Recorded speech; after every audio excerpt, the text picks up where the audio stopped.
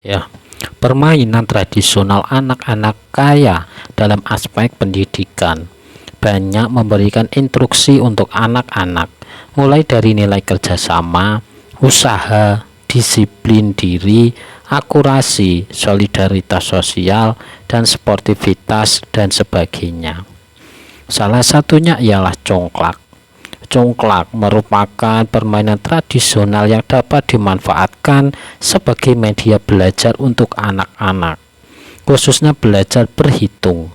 Selain sebagai media pembelajaran, congklak atau dakon ini tampaknya memiliki filosofi yang sangat luar biasa. Kira-kira seperti apa filosofi dari permainan ini? Dan berikut ulasannya. Pada papan congklak terdapat 7 lubang kecil yang saling berhadapan. Kuantitas 7 lubang di sini ditafsirkan sebagai variasi hari dalam setiap minggu. Begitu juga dengan varietas biji congklak yang diisi di setiap celah, yaitu 7 biji. Itu berarti setiap orang memiliki waktu yang sama dalam setiap minggu, yaitu 7 hari. Kemudian ketika biji congklak diambil dari satu celah, biji congklak akan mengisi setiap lubang yang berbeda. Pelajaran dari bagian ini ialah bahwa setiap hari yang kita tinggali akan berpengaruh pada hari-hari berikutnya. Apa yang kita lakukan saat berbicara menentukan apa yang akan terjadi di masa depan kita. Apa kita lakukan saat berbicara bisa jadi sangat berarti bagi orang lain. Ketika biji diambil, kemudian diambil sekali lagi, itu juga menyiratkan bahwa kehidupan harus memberi dan menerima. Tidak semua waktu, tapi juga memberi untuk kemantapan hidup. Biji diambil satu demi satu, tidak bisa diambil tanpa penundaan. Itu berarti kita harus tulus mengisi lubang di papan congklak kita. Kita harus tulus dalam mengisi hidup kita, satu demi satu, sedikit demi sedikit, asalkan tulus dan baik. Satu demi satu lubang yang diisi juga menunjukkan bahwa kita harus menyimpan setiap hari untuk hari berikutnya. Kita juga harus memiliki tabungan finansial yang merupakan biji di lubang utama congklak. Congklak atau dakon ini mengajarkan bahwa jika kita memiliki kekayaan, kita akan membaginya untuk keinginan pribadi kita satu demi satu, tidak harus berlebihan. Yang diwakili setelah kita menempatkan satu biji ke setiap lubang pada congklak.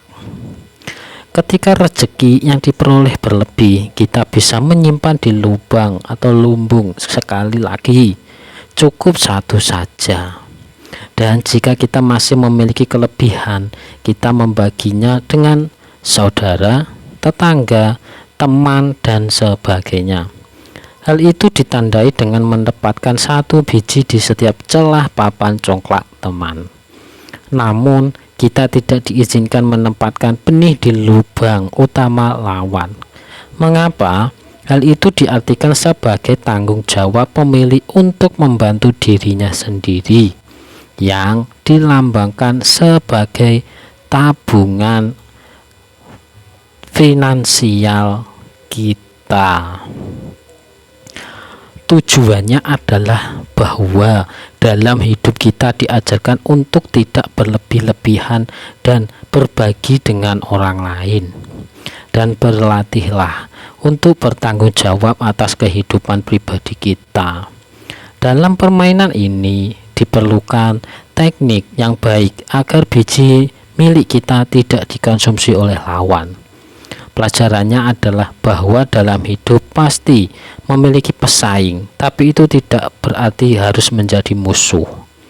Pemenangnya adalah yang mungkin memiliki varietas biji terbanyak di dalam gudang. Tujuannya adalah bahwa mereka yang berkembang menjadi pemenang atau mereka yang berhasil adalah mereka yang mungkin memiliki perbuatan paling baik. Mereka yang menyematkan banyak kebaikan, mereka yang menyelamatkan ekstra, dan orang-orang yang tahu teknik mengumpulkan rezeki. Permainan ini jelas merupakan fragmen kecil dari adat yang membentuk tradisi dan karakter bangsa. Dengan permainan ini kita akan mengambil manfaat yang umumnya kita sendiri biasanya tidak sadari. Congklak melatih kita untuk menjadi ahli, berhati-hati, tulus, sportif, dan menciptakan cara keintiman di antara individu. Nah, itulah filosofi hidup dari permainan tradisional congklak. Mugi-mugi ulasan tadi dapat menambah pengetahuan kita. Lan matur nuwun.